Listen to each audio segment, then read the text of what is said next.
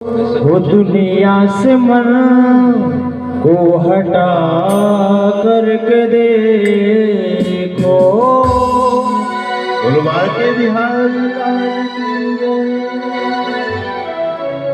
राजा बलि अपने गुरुदेव शुक्राचार्य जी के पास गए और शुक्राचार्य जी से कहने लगे, हे गुरुदेव, कोई ऐसा उपाय बतलाइए जिससे हम सदैव के लिए इंद्र आसन पर विद्यमान हो जाएं। शुक्राचार्य जी ने कहा,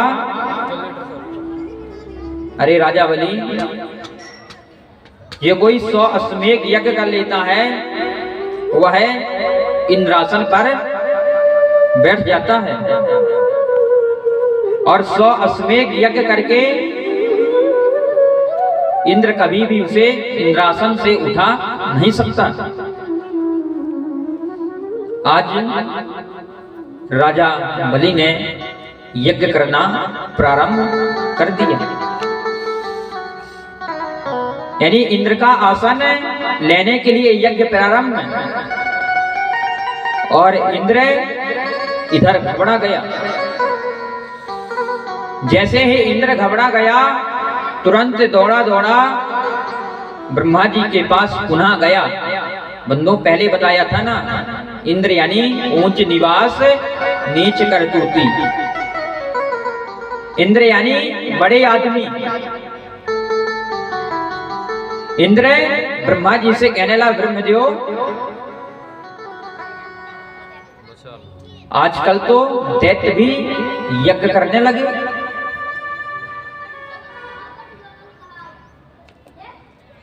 ब्रह्मा जी कहने लगे, इंद्र, मैं हूं यज्ञ पति, मेरा नाम है यज्ञपति है, मैं यज्ञ नहीं रोक सकता। तुरंत देवराज इंद्र दौड़ा दौड़ा नारायण के पास गया। नारायण से कहा, हे प्रभु, राजा बलि यज्ञ कर रहा है, आप रोकिए, हमारी सहायता कीजिए ना आप। भगवान नारायण कहने लगे कि नहीं देवराज, हम अब तुम्हारी सहायता नहीं कर सकते, क्योंकि अगर कोई अत्याचार करता होता, राजा बलि दुराचार करता होता, अगर किसी को मारता होता, तो हम जरूर तुम्हारी सहायता करते। अरे वह यज्ञ कर रहा है तो कौन सा गलत कार्य कर रहा है, हमारा ही तो नाम ले रहा है ना, हमारा नाम है यज्ञ पुरुष। ब्रह्मा के यहां से मना, भगवान नारायण के यहां से भी मना हो गई। अब वह दौड़ा दौड़ा भगवान शंकर के पास गया। सत्यम शिवम सुंदरम। भगवान शंकर से कहने लगा, भोलेनाथ, राजा बलि यज्ञ कर रहा है। तो भोलेनाथ कहने लगे, कौन सा गलत कार्य कर रहा है? अगर कोई यज्ञ करता है तो तुमको बहुत चिंता होती है देवराज इंद्र, क्या यज्ञ तुम भी नहीं कर सकते? अरे यज्ञ तो ब्राह्मण भी कर सकते हैं, दैत्य भी कर सकते हैं, देवता भी कर सकते हैं। लोग कहते हैं इस मंदिर का पुजारी कोई शूद्र है, कोई वैश्य है। अरे ब्राह्मणों ने पूजन धर्म अनुष्ठान ना छोड़ा होता तो किसी की सामर्थ्य नहीं थी, कोई किसी मंदिर का पुजारी, कोई किसी मंदिर का मठाधीश हो जाता। अब लोग कहते हैं यज्ञोपवीत दूसरे पहन रहे हैं। जब ब्राह्मण का यज्ञोपवीत होता है, दूसरे दिन खुटिया पर टंग जाता है। अगर ब्राह्मण नहीं पहन रहा तो कोई तो पहन रहा है ना, आप उसको धन्यवाद दो, तुम्हारा यज्ञोपवीत तो पहन रहे हैं, तुम पूजन नहीं कर रहे, वो तुम्हारा कर्म कार्य तो कर रहे हैं। आज लोग कहते हैं हमारा सनातन धर्म पतन की ओर जा रहा है। अरे हमको फुर्सत नहीं है बातचीत करने से, हमको फुर्सत नहीं है इधर की बात उधर करने से। लोग कहते हैं इस धर्म के लोग बहुत अच्छे हैं, इस धर्म के लोग बहुत अच्छे हैं। इस्लाम वाले शुक्रवार के दिन एक स्थान पर बैठकर 7 दिन की कार्यवाही निश्चित करते हैं। बुद्ध धर्म वाले रविवार को बैठकर 1 हफ्ते की कार्यवाही निश्चित करते हैं। अनेक धर्म के लोग एक स्थान पर बैठकर 1 माह की कार्यवाही निश्चित करते हैं। अरे सनातन धर्म वालों, तुम्हारा कौन सा दिन है जिस दिन तुम मंदिर में जाते हो और भगवान को प्रणाम करते हो? और कह रहे हैं इस धर्म के लोग आगे बढ़ रहे हैं, इस धर्म के लोग ऐसा कर रहे हैं। अगर सनातन धर्म में दिन ही निश्चित कर दिया जाए, अगर हमने सोमवार का दिन निश्चित कर दिया तो कहेंगे हम तो हनुमान जी को मानने वाले हैं, सोमवार को मंदिर नहीं जाएंगे। अगर शुक्रवार का दिन निश्चित कर दें तो कहेंगे हम तो गुरु बाबा को मानने वाले हैं, शुक्रवार को नहीं जाएंगे। और बुधवार अगर बुद्धि में चढ़ता होता तो यह चिकल्लस टाइप होती अभी तक।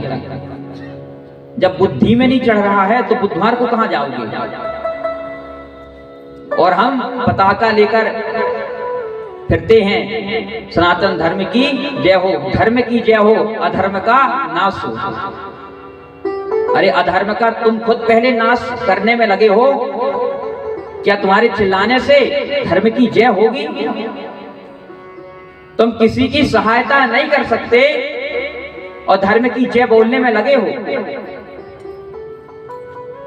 सनातन धर्म का पतन का कारण है हम और आप। प्रति वर्ष 1 से 2 लाख लोग सनातन धर्म को छोड़कर कहीं बुद्ध हो रहे हैं, कहीं क्रिश्चियन हो रहे हैं, कहीं इस्लाम हो रहे हैं, क्योंकि उनकी रास्ता बनी है और हमारी रास्ता नहीं बनी है। हम अभी तक ये नहीं समझ पाए हमको करना क्या है, क्या नहीं करना।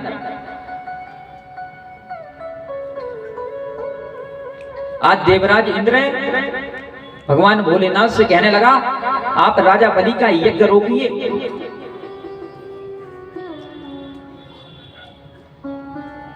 भगवान भोलेनाथ कहने लगे अरे नीच इंद्र, अगर देवता अपने पद से न भटके होते तो दैत्यों को यज्ञ करने की कोई आवश्यकता नहीं थी। अगर देवता यज्ञ करते तो राजा बलि कभी यज्ञ न करता। अरे नीच इंद्र, कौन बोल रहा है सत्यम शिवम सुंदरम? ना उनको ब्रह्मा से मतलब है ना नारायण से मतलब है, क्योंकि ना वह देवताओं के समर्थक हैं ना दैत्यों के समर्थक हैं। वह तो खुला बोलते हैं जिसको जो बोलना है। अरे इंद्र, हम तुम्हारी सहायता नहीं कर सकते। इंद्र कहने लगा तो क्या हमारा इंद्रासन चला जाएगा? कहा कि नहीं, इंद्रासन क्यों जाएगा? अहिल्या की साड़ी धोना नीच इंद्र आज हमारे पास आ गया सहायता मांगने के लिए। तू अपने पुत्र को नहीं समझा पाया और हमारे यहां सहायता मांग रहा है। तेरा पुत्र जयंत कौवा बनकर भाग रहा है, अपने पुत्र को देवता क्यों नहीं बना दिया तूने? भगवान भोलेनाथ ने बहुत डांटा इंद्र को।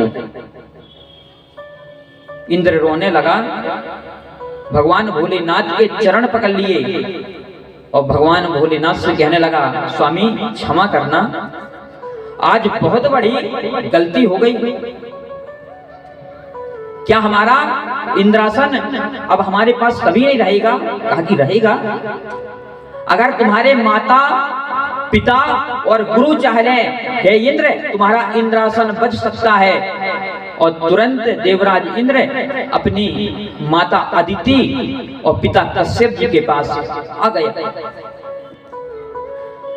जैसे ही माता अदिति ने देवराज इंद्र को देखा, अरे पुत्र रो क्यों रहे हो, तुमको क्या हो गया है, क्या कोई कष्ट में हो तुम? देवराज इंद्र ने अपनी माता को प्रणाम किया, कहा कि माता हमारा इंद्रासन चला गया, परंतु माँ तो माँ होती है। कहा कि पुत्र तू चिंतित ना हो, पहले बैठ, जल ग्रहण कर, पानी पी, और बाद में हम इस विषय पर चर्चा करते हैं। देवराज इंद्र को माता अदिति ने भोजन कराया, जल ग्रहण कराया। देवराज इंद्र फिर रोने लगा। माता अदिति कहने लगी, पुत्र रो ना, हमने कह दिया ना इंद्रासन कहीं नहीं जाएगा।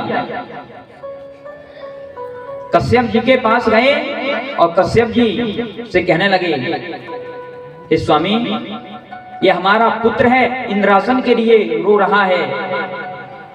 कश्यप जी ने कहा, पुत्र इंद्रासन के लिए ना रो, यानी तेरी माता अदिति ने कह दिया पुत्र इंद्रासन सुरक्षित है, तो इंद्रासन सुरक्षित है। बोले सच्चिदानंद भगवान की। इंद्रासन आज सुरक्षित हो गया, माँ की बात मान ली। और इस संसार में बंधुओं माँ माँ होती है, चाहे पुत्र कितना ही अनर्थ कर दे, लेकिन माँ उसे त्यागती नहीं है।